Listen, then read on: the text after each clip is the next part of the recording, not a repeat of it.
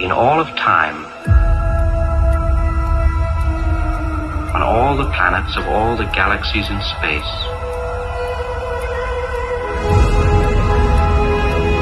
what civilizations have risen,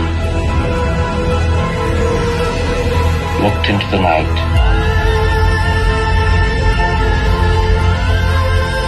seen what we see,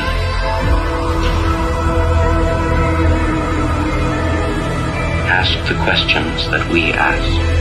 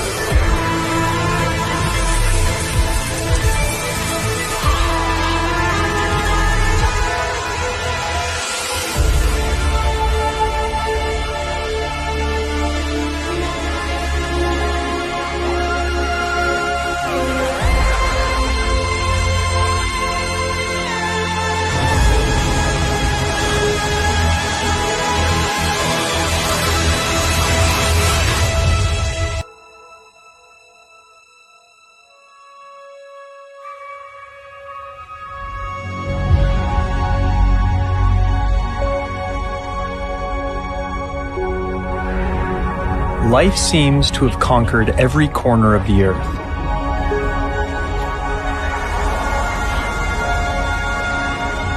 How did all this complexity emerge?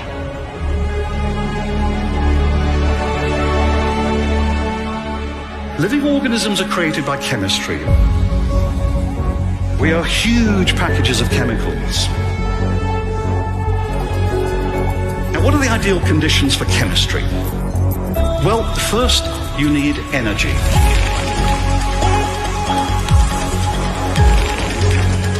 But not too much. What you want is just the right amount, and planets, it turns out, are just right because they're close to stars, but not too close. You also need a great diversity of chemical elements. And you need liquids, such as water. Why?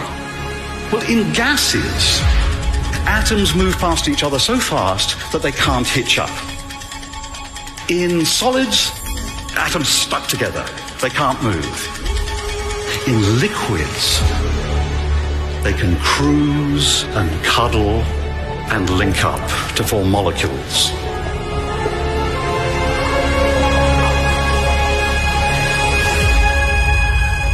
Liquid water is just so good for getting evolution going. Molecules can dissolve in the water, form more complex chains. Now, where do you find such Goldilocks conditions? Well, planets are great. And our early Earth was almost perfect.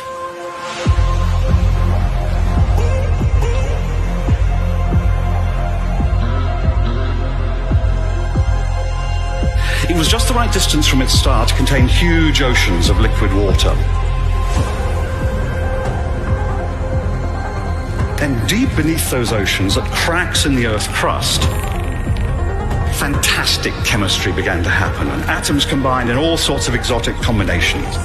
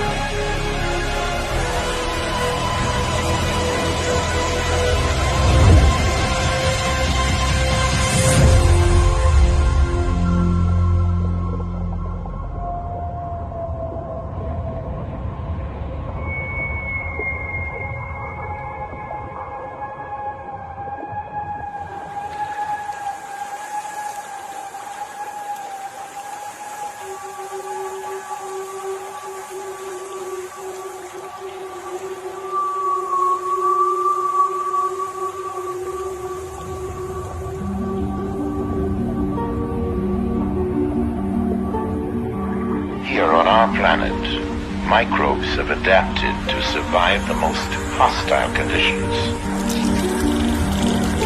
Arid deserts, the frozen Himalayas, in trenches under thousands of tons of pressure in the ocean deeps.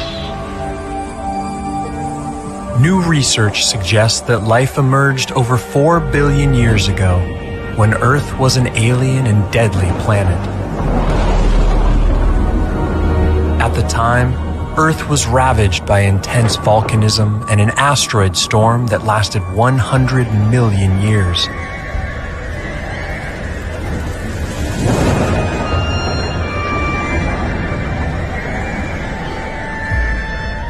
But even in these extreme conditions, life quickly found a foothold. As soon as the Earth cooled off after its formation, we know that life began here.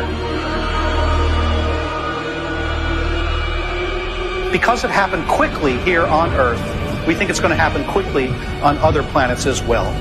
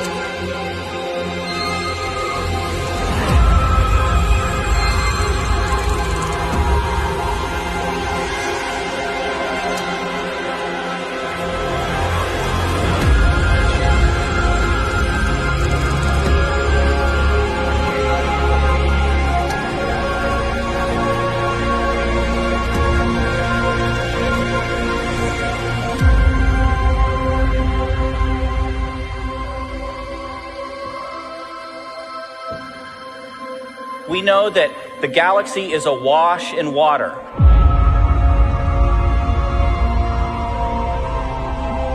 It's awash in organic molecules and complex chemistry. All of the things that we know were necessary for life to begin on this planet exist in abundance throughout the galaxy.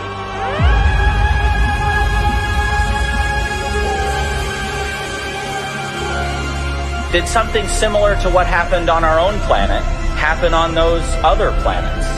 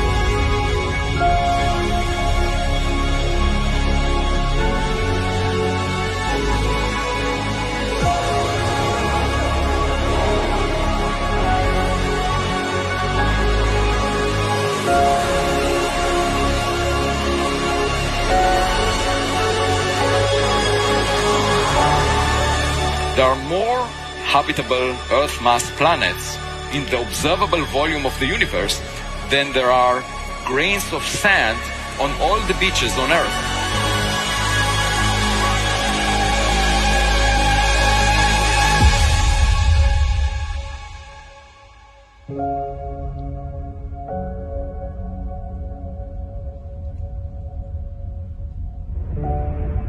Among this abundance of worlds, many will be deadly to life as we know it. There will be planets in the habitable zone that are scorched, frozen, and suffocated by poison gases. Many will lack an atmosphere critical for temperature regulation, or have one that is deadly.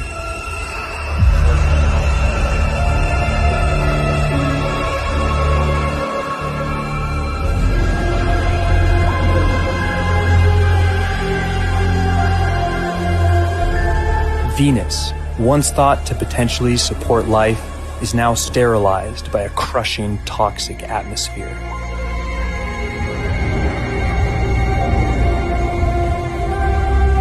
But life may not be confined to the habitable zone. Far from the warmth of their star, the moons of giant gas planets may be hidden oases for life. Their energy comes not from starlight, but from gravity, the lurching push and pull of the host planet. Icy Enceladus has it all, a huge subsurface ocean with hydrothermal vents spewing the chemistry of life.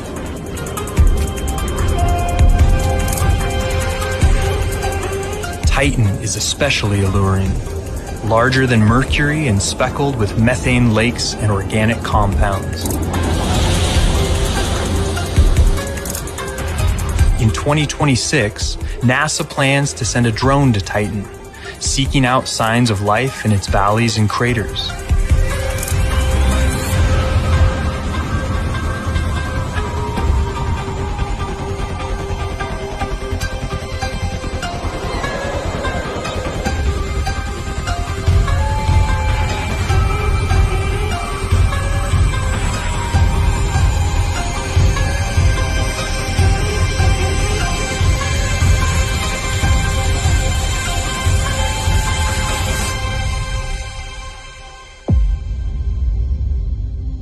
For years, we've looked to Mars as our best bet for finding life in the solar system. The idea that Venus could have been habitable in the past is also quite plausible. Venus could have maintained liquid water for around 3 billion years, only becoming uninhabitable just 750 million years ago. Life could have been present on the surface and evolved the ability to float up into the clouds.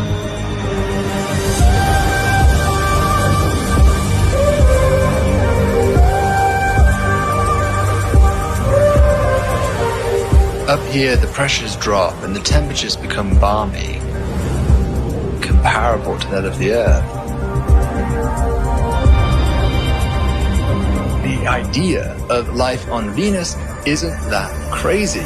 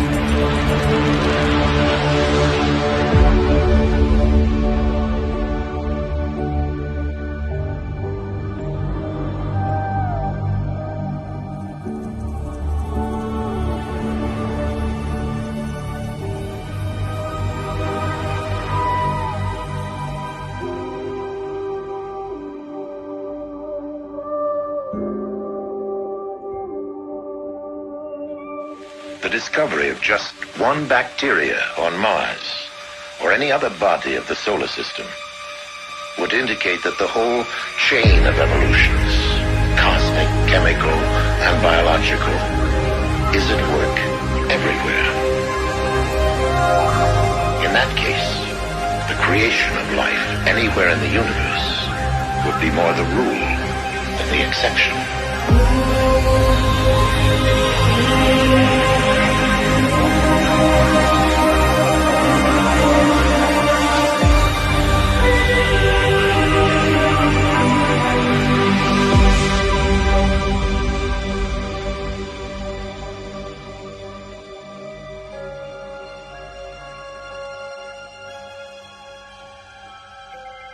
Within all of our lifetime, we're going to understand that there is life on other bodies in the solar system.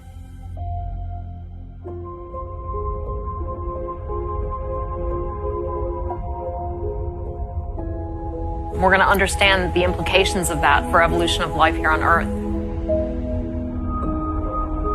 We're going to find planets around other stars that we can say we see potential signs of habitability in their atmospheres. That's all going to happen in the next 10 to 20 years. How exciting is that? We're on the verge of things that people have wondered about for millennia. Are we alone? And here we are on the verge of finding that out.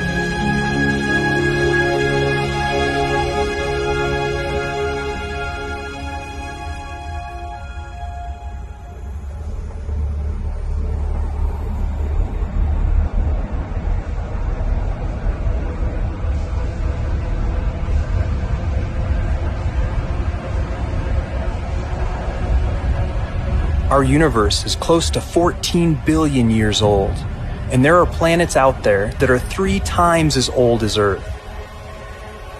With all that time to develop, there could be life out there far more advanced than us.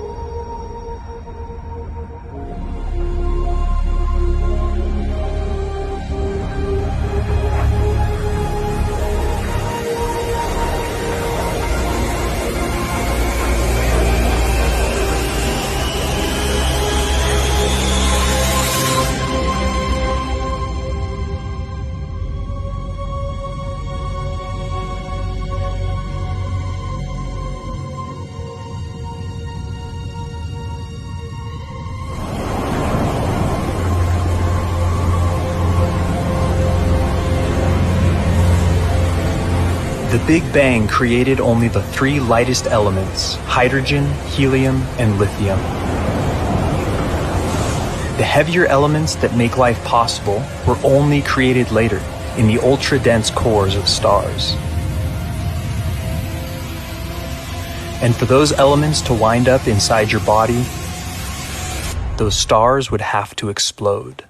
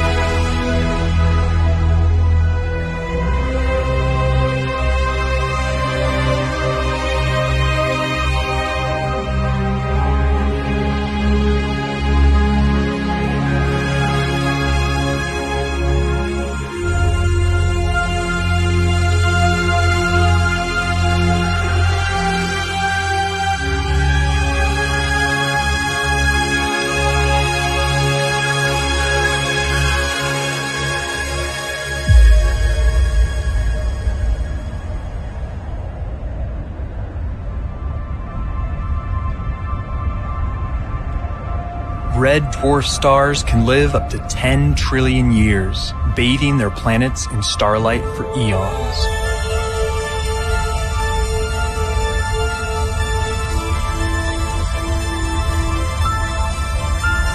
Life is much more probable on these timescales, where conditions are stable for vast periods of time.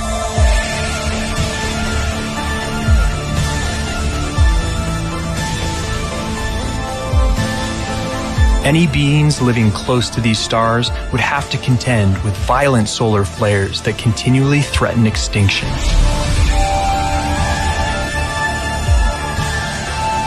Many of these planets would be tidally locked, one side permanently exposed to the sun, the other frozen in darkness.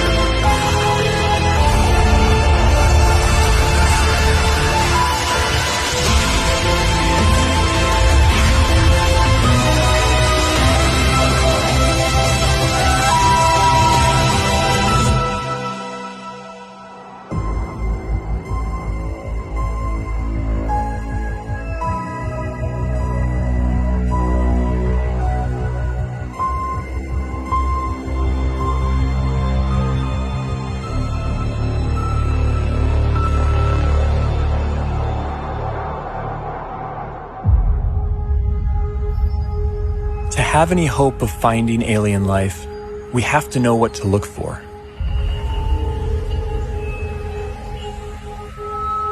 But where do we begin? How do we narrow down a seemingly infinite set of possibilities?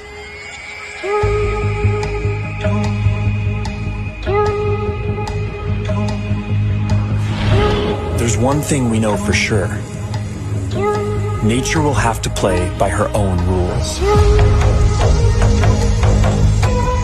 No matter how strange alien life might be, it's going to be limited by the same physical and chemical laws that we are.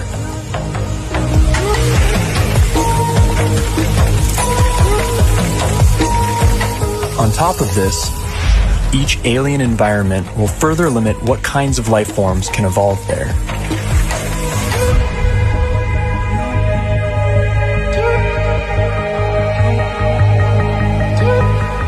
Despite these natural boundaries, the possibilities are staggering to imagine. Trillions of planets, each a unique cauldron of chemicals undergoing their own complex evolution.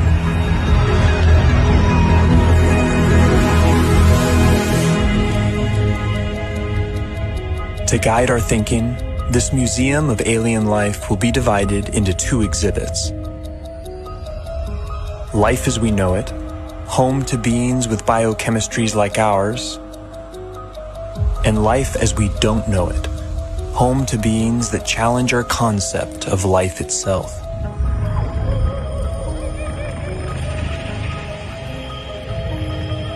Before we venture too far into the unknown, we have to ask ourselves, what if alien life is more like us than we think?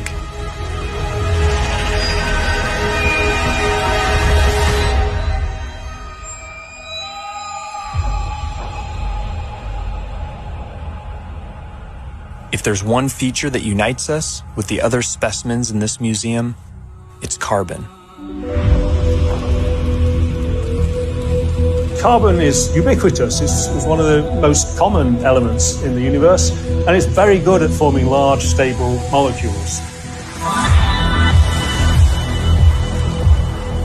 Carbon has the rare ability to form four-way bonds with other elements and to bind to itself in long, stable chains, enabling the formation of huge, complex molecules.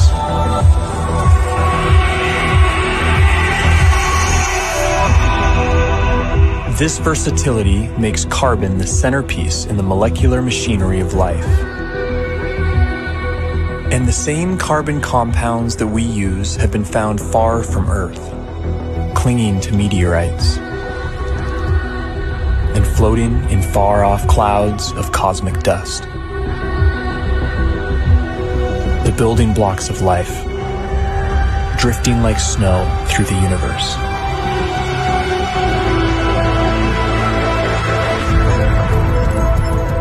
And if alien life has selected other carbon compounds for their biochemistry, they will have plenty to choose from.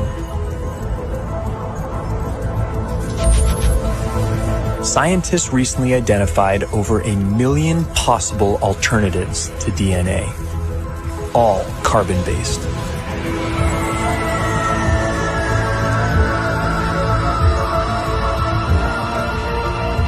If we ever discover other carbon-based life forms, we would be fundamentally related. They would be our cosmic brethren. But would they look anything like us?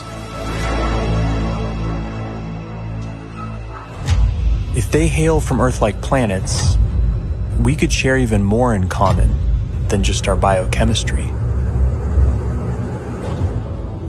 What would life be like on other planets if it has evolved? Would it be like the world today here on Earth? Or would it be completely different? There are those who argue that from the argument of convergent evolution, if conditions on other planets are similar to here, then we would see very similar life forms. Animal and plant-like organisms that look very familiar.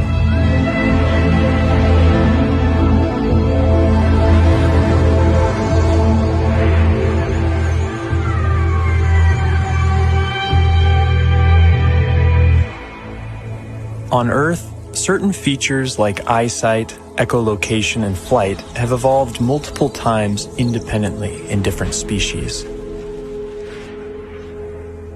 This process of convergent evolution could extend to alien planets like Earth, where creatures face similar environmental pressures. It's no guarantee, but there could be certain universalities of life. The greatest hits of evolution on repeat across the universe.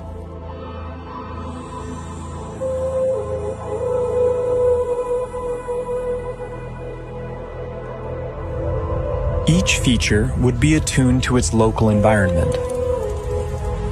Dimly lit planets would produce huge eyes to suck in extra light, like nocturnal mammals. Some people have gone so far as to say that human-type organisms, humanoids, will occur on other planets.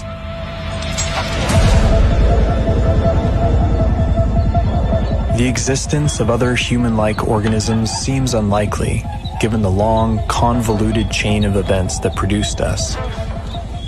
But we can't rule it out. If just one in every 100 trillion Earth-like planets produced a human-like form, there could still be thousands of creatures like us out there.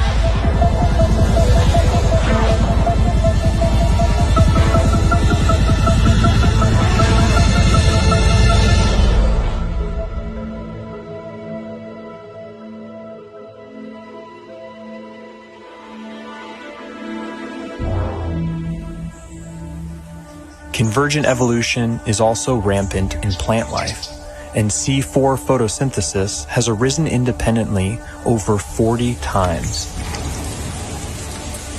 Would alien plants look like ours or something else entirely?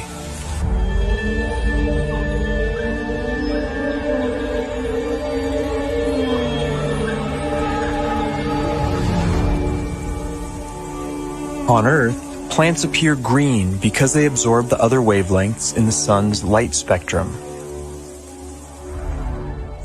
But stars come in many colors.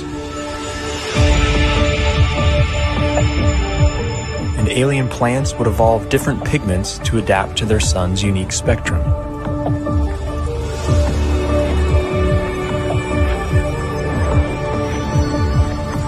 Plants feeding off hotter stars could appear redder by absorbing their energy-rich bluer light.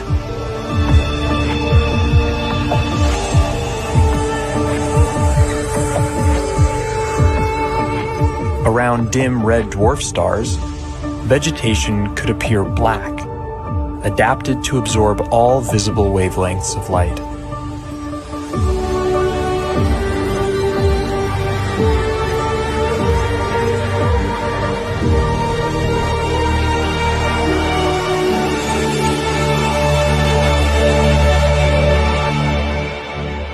Earth itself may have once appeared purple due to a pigment called retinol that was an early precursor to chlorophyll. Some think that retinol's molecular simplicity could make it a more universal pigment. If so, we may find that purple is life's favorite color.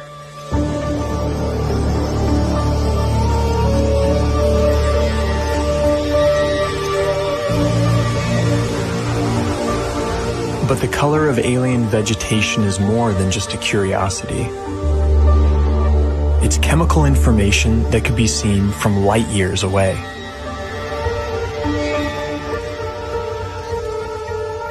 Earth plants leave a signature bump in the light reflected off our planet. Finding a similar signal from another world could point the way to alien vegetation.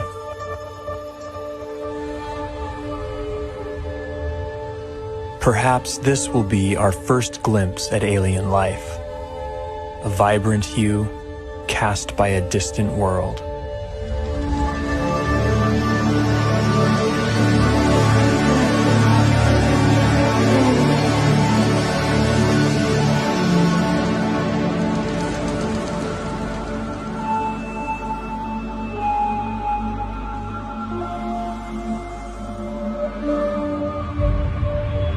What happens when you change the day length of a planet? What happens when you change the tilt of a planet? What happens when you change the shape of the orbit? What happens when you change the gravity of a planet? Planets with long elliptical orbits would see drastic seasons. There could be worlds that appear dead for thousands of years, then suddenly spring to life.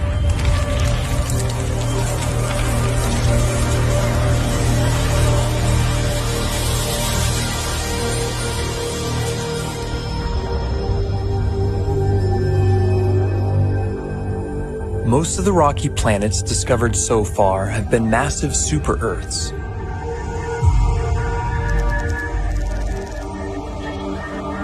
How would life evolve on these worlds? In the seas, gravity may not matter much at all.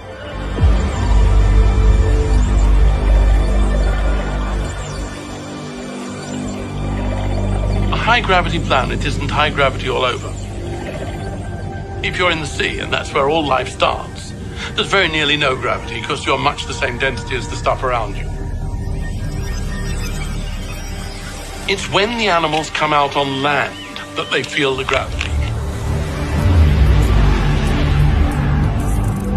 High G-forces would necessitate large bones and muscle mass in complex life on land. They would also demand a more robust circulatory system. And plant life could be stunted by the energy cost of carrying nutrients under stronger gravity.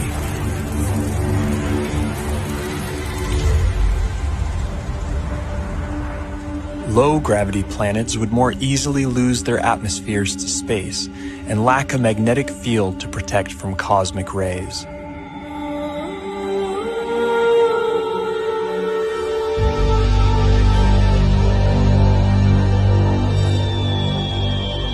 But smaller worlds could be home to secret oases.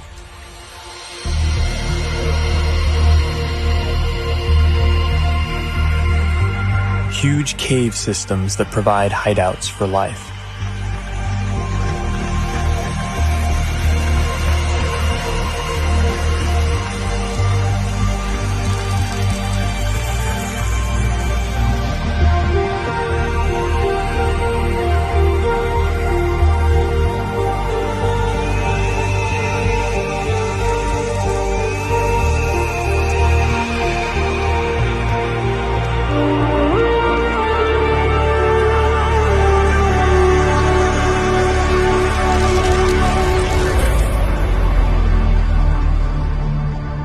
The smallest possible habitable planets are estimated at 2.5% Earth's mass.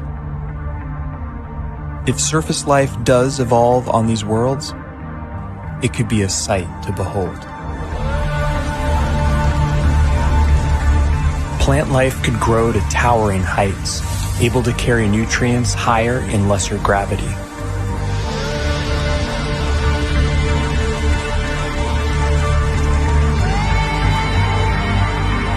Without the need for bulky skeletons and muscle mass, animals could have body types that boggle the mind.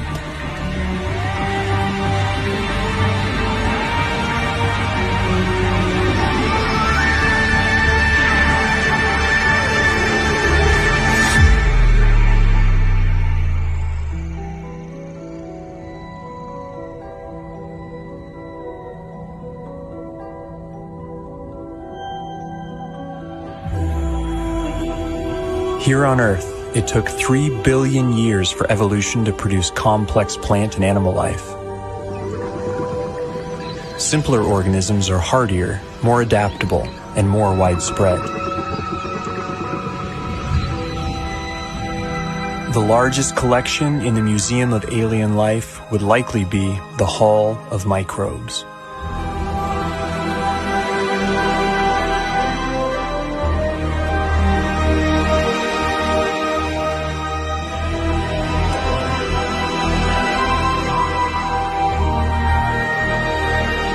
Yet finding even the tiniest alien microbe would be a profound discovery.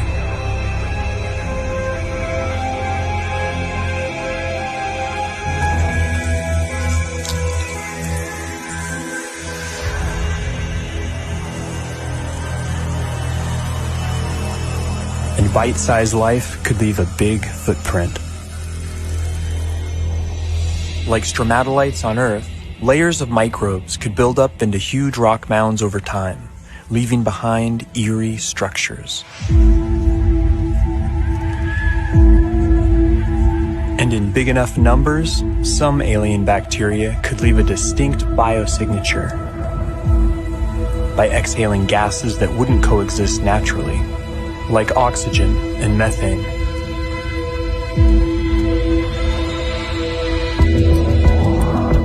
There's ways to make oxygen without life, there's ways to make methane without life, but to have them in the atmosphere together is almost impossible unless you've got biology making those gases at the surface. And it would have an imprint on the planet's spectrum of colors. Next-generation space telescopes could find a signal like this on a world not far from home. The closest Sun-like star with an Earth-like exoplanet in the habitable zone is probably only 20 light years away and can be seen with the naked eye.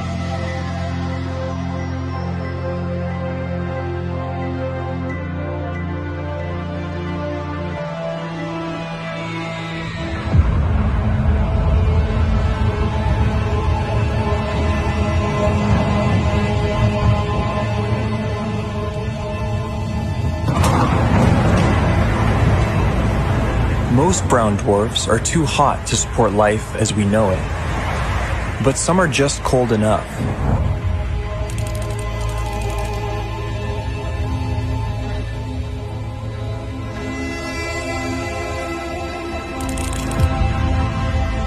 All the prime elements for life have been detected inside their atmospheres.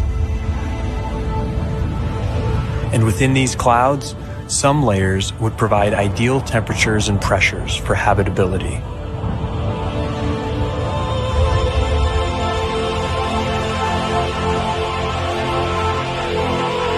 There could be photosynthetic plankton in these skies, kept aloft by churning upwinds.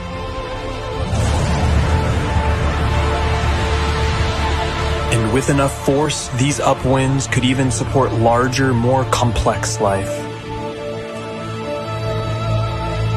Predators.